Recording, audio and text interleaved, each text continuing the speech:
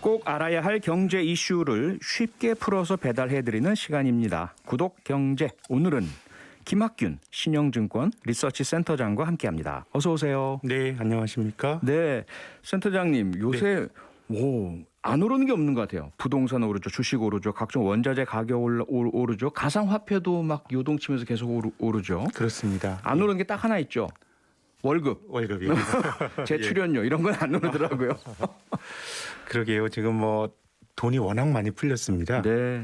예, 아마 인류가 만들어진 이후로 가장 많은 돈이 지금 이제 전 세계에서 돌아다니고 있을 겁니다. 그런가요? 근데 그 돈이 누구에게 가 있는지 참 많은 분들이 궁금해하실 텐데. 그러게요. 그 돈이 활동하는 곳은 자산 시장인 것 같습니다. 지금 말씀하신 것처럼 뭐 주식도 크게 보면 금년 들어서 많은 나라가 사상 최고치. 네. 뭐 가상화폐도 사상 최고치. 예. 가상화폐 뭐 최근 한 1년여 동안에 뭐 가장 대표적인 그 가상화폐인 비트코인 같은 경우는 뭐 10배 정도 올랐으니까요. 10배. 그러니까 뭐 이게 말이 안 될 정도의 어떤 그런 강세가 나타난 거고요. 네. 그러니까 뭐 실물 경제 쪽으로 돈이 잘 안 가고 있지만은 그 돈이 자산 시장에서 이제 돌면서 이제 자산 시장에서 굉장히 큰 인플레가 나타나고 있습니다. 그 많은 돈이 자산 시장에 몰렸다고 했는데요. 그 역대 최고로 전 세계에서 돈이 많이 풀렸다고 하면 그래도 뭐 월급장이라고 우리 흔히 이야기하는 네. 노동자들 또 근로자들 이런 사람들에게도 좀 소득이 많아져야 되는 거 아닌가요? 그러니까요. 지금 근데 지난 2년 동안에 우리나라의 1인당 국민소득이요. 연평균 한 0.7%밖에 안 늘어났습니다. 그러니까 사실상 정체인 거죠. 예. 근데 자산 가격이 우리 월급보다 더 빠르게 올라가는 현상은 사실 뭐 길게 보면 2000년대 들어서 한국에선 계속 나타나는 일입니다. 네. 근데 이제 지금 사람들이 이런 현상에 대해서 조금 더 절망적으로 바라보는 거는 뭔가 내가 노동을 통해서 돈을 버는 거에 대한 전망이 굉장히 좀 흐릿한 반면에 자산 가격은 너무 올라가고 있는데 그러니까요. 저는 뭐 주식이라고 하는 게 뭐 많은 사람들이 소액으로 투자할 수 있어서 좋은 투자의 대상이라고 생각합니다. 근데 지금 작년도에 우리나라 주식 투자 인구가 많이 늘었습니다. 근데 지금 한 900만 명 정도가 한국에서 주식 투자 인구라고 하더라고요. 작년 말 기준으로. 그래서 뭐 너도 나도 주식하는 것 같지만 우리나라의 경제활동 인구가 3,500만 명입니다.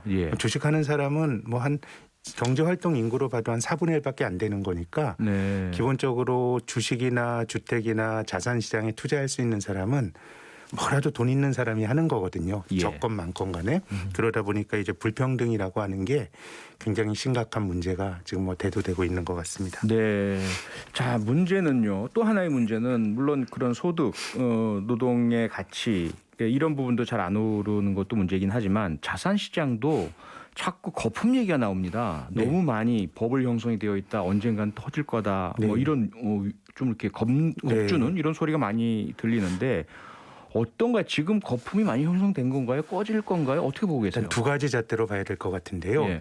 우리가 거품이라고 하는 거는 실물 경제 대비 자산 가격이 높으면 전통적으로 보면 거품인데 풀린 돈의 양과 자산 가격을 또 비교해 보면 돈이 워낙 많이 풀려서 거품이라고 말하기가 좀 힘들 것 같습니다. 이게 실물 들어올 돈이 더 많다 이거죠, 아직까지. 이미 와 있는 돈이요. 근데 이제 실물 경제의 크기를 보여주는 게 이제 GDP라고 보면요. 우리나라의 GDP 대비 주식시장의 시가총액. 그러니까 GDP는 실물 경제에서 산출되는 가치고요. 주식시장에서 평가받는 가치를 시가총액이라고 보면 지금 이 비율이 한국이 120%입니다.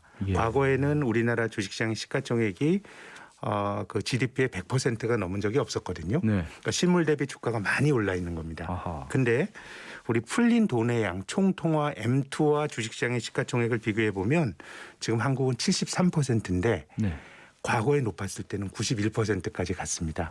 그러니까 풀린 돈과 주식시장을 비교해 보면 뭐 과거보다는 과잉은 아닌데 실물 경제와 비교해 보면은 과잉인 것 같고 그래서 이번에 사이클은 뭔가 중앙은행이 풀린 돈줄을 좀 조이거나 아니면 금리를 올리거나 이런 현상이 발생하게 되면은 주식시장을 비롯한 자산시장이 크게 타격을 받을 것 같고요. 그래서 전체적으로는 지금 이제 돈의 규모가 돈이 어떤 그 자산시장을 지탱하는 그런 상황이라고 봐야 될 것 같습니다. 네.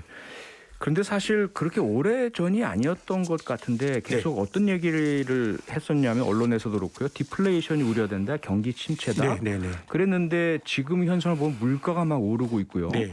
그러면서 뭐 인플레 오히려 네, 네. 얘기가 나오고 있는 것을 보면 이거는 예측을 너무 잘못한 건가요? 아니면 뭔가 추진하는 이 어떤 효과, 정책 효과가 상당히 잘 강하게 나타난다고 봐야 될까요? 제 생각에는 뭐 아직까지 제대로 인플레이션이 나타나고 있다고 말하기는 힘들 것 같습니다. 이제 인플레이션이 물가가 올라가는 현상인데요. 예.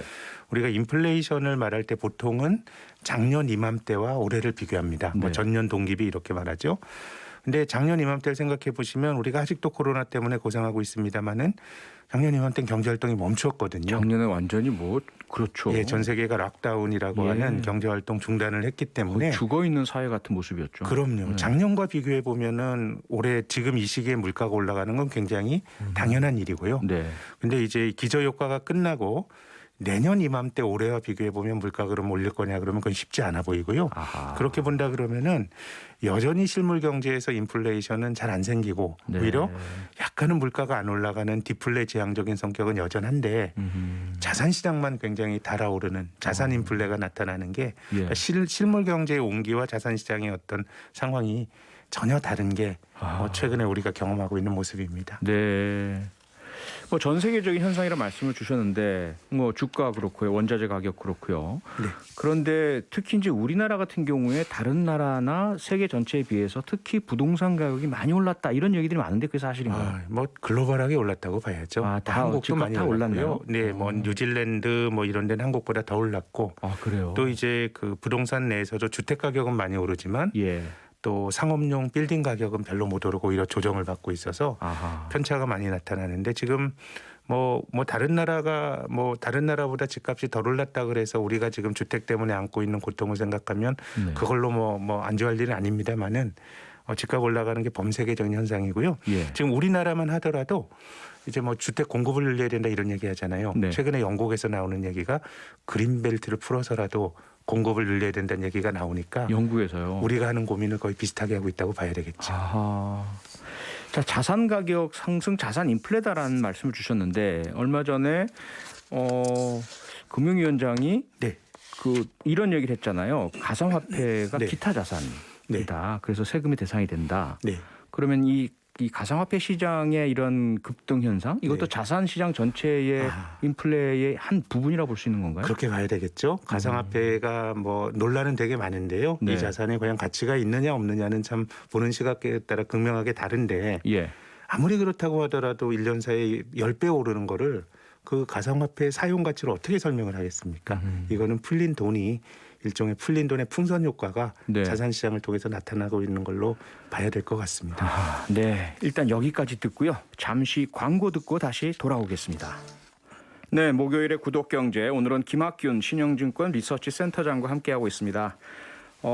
지금 전 세계에 돈이 엄청나게 많이 풀려 있는데 그 돈의 대부분이 자산 시장으로 가 있다. 주식 시장이라든지 가상화폐, 부동산 쪽에 몰려 있다는 말씀을 주셨고요. 그래서 자산 인플레 현상이 벌어지고 있다. 이렇게 지적을 해 주셨는데 김학균 센터장님, 지금 미국의 월스트리트에서 이런 얘기가 나오고 있다고 합니다. 지금 상황을 보고요. 100년 전, 그러니까 1920년대 아니면 약 20년 전이었죠. 1990년대 말에 IT 버블과 좀 비교가 된다. 이런 얘기가 나오고 있던데요. 예.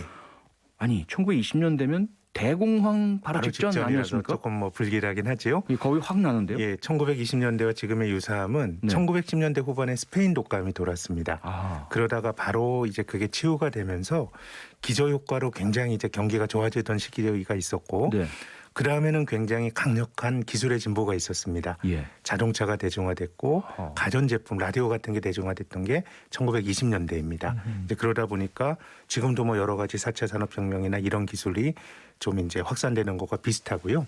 1990년대는 IT 혁신이 있었죠. 뭐 그 인터넷이 보급이 되면서 그래서 기술 낙관론이 굉장히 컸던 때가 또 이제 1990년인데 90년대인데 지금과 그때 결정적인 차이점은 뭐냐면 1920년대는 돈을 많이 풀 수가 없었습니다. 왜냐하면 그때 미국이 금본위제였거든요. 예. 돈을 풀려면 금이 있어야 되잖아요. 네네. 근데 뭐 금이라는 게 금광이 갑자기 나오고 이런 게 아니니까 돈을 그렇게 많이 풀지 못했고 네. 1990년대도 뭐 전체적으로 금리는 낮았지만은 그때 뭐 중앙은행이 지금처럼 돈을 많이 풀지 않았기 때문에 예.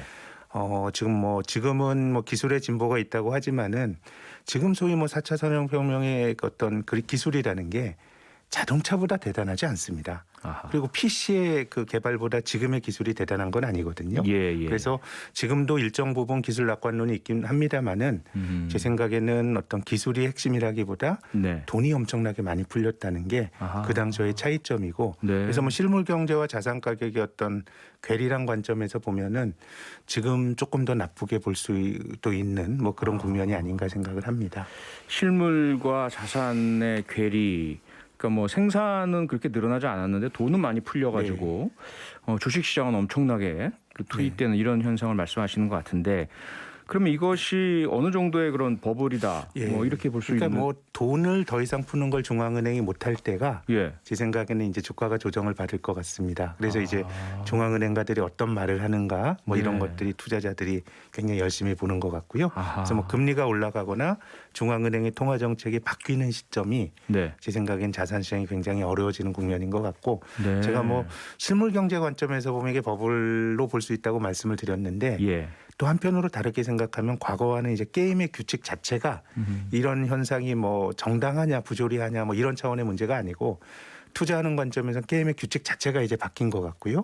그 게임의 규칙은 중앙은행이 풀어내는 돈의 양에 따라서 결정이 된다고 생각을 합니다. 그럼 언제까지 이런 자산 가격 상승, 인플레 현상이 지속될 것인가는 결국 금리 그렇습니다. 그리고 중앙은행의 통화 정책 여기에 따라 아마 달라질 것이다라는 말씀이신데, 오늘 새벽에 미국 연준 의장이죠. 제롬 파월 연준 의장이 FOMC 회의 마친 후에 이런 얘기를 했다고 합니다. 일부 자산 가격이 높은 수준이다. 거품이 있는 듯하다. 하지만 금리 인상이나 또는 완화적인 통화 정책 축소를 말할 때는 아니다. 이런 발언을 했다면서요. 그러니까 버블이라고 말했지만 뭐 금리 안 올리겠다고 하니까 그러니까 자산 시장은 이제 중앙은행이 우리 편이라고 계속 생각을 하는 건데요. 그럼 왜 중앙은행이 자산 가격이 버블이라고 어느 정도 생각함에도 불구하고 금리를 못 올리냐 생각을 해보면은 그건 뭐 다른 게 아니고 금리를 올리면 주식 투자하는 사람, 가상화폐 투자하는 사람 이런 사람도 타격을 받겠죠. 그런데 실물 경제가 워낙 취약하니까 금리를 올리면 실물 경제가 받는 타격도 아주 커질 수밖에 없거든요. 근데 그러다 보니까 그게 무서워서 이제 뭐 중앙은행가들 입장에서는 자산 버블을 걱정도 하지만 이게 금리 올리면 실물 경제가 받을 타격이 굉장히 커서 걱정을 하는 것 같은데요. 가계부채도 큰 문제고요. 그래서 그럼 자산 가격이 계속 올라갈 거냐? 제 생각에는 이제 진정한 어려움은 금리는 중앙은행이 못 올릴 것 같고 그러면은 지금처럼 자산에 투자한 사람들만 부자가 되는 이런 불평등이 과연 정당한 거냐라고 보면 저는 증세라든가 지금 이제 미국에서 나오는 게 바이든 행정부에서 고소득자들의 탈세 조사를 한답니다. 그리고 뉴욕주 같은 대도시에는 차별적으로 세금을 더 걷고요.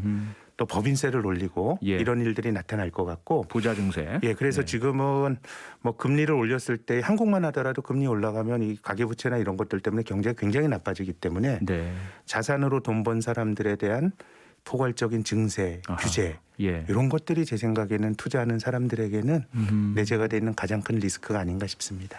시간이 얼마 없는데요. 마지막으로 그러면 도대체가 언제 거품이 꺼질지 언제 자산 가격이 떨어질지 모르는 우리 일반 투자자들 지금 이 시기에 어떻게 해야 할까요? 뭐라고 하셔야죠. 다만 시간을 이길 수 있는 돈으로 지금은 상당폭의 조정과 또 게임의 규칙이 내가 노동으로 버는 것보다 자산시장에서 계속 지난 20년 동안 그런 게 벌어졌다 그러면 투자를 하셔야 되는데 어떤 경우라도 투자는 내가 2, 3년 동안 버틸 수 있는 돈으로 하셔야 되고요.